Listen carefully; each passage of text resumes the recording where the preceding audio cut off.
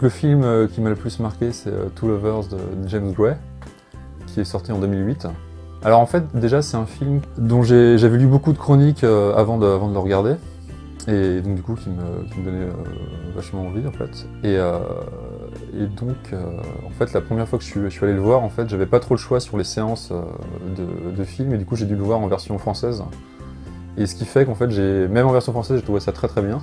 Donc ce qui me plaît dans ce film en fait c'est l'histoire qui est racontée déjà.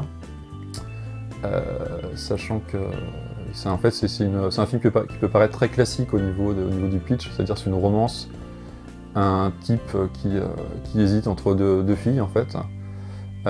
Après ce qui est génial dans le film, c'est qu'il y a un côté aussi qui est pas très naturel aussi, dans le sens où c'est un gars qui a une trentaine d'années, qui vit chez ses parents, qui a pas trop de boulot, qui est dépressif, qui est vaguement artiste, qui fait de la photo.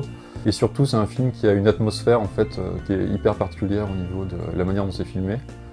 Et qui en fait, je trouve, qui me rappelle aussi plein de réalisateurs que j'adore. Il y a vraiment des scènes en fait qui restent en mémoire, je trouve, gravées en fait. Comme par exemple la fameuse scène de la boîte de nuit. Sachant qu'en fait les boîtes de nuit, moi c'est un truc que j'aime pas du tout dans la vie réelle en fait, mais au cinéma ça rend toujours super bien.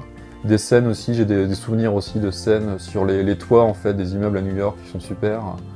Ou de Joaquin Phoenix qui suit Gwyneth Paltrow en direction, je crois, d'un arrêt de métro. Enfin, il y a des trucs un peu comme ça, avec des musiques aussi qui sont super bien choisies.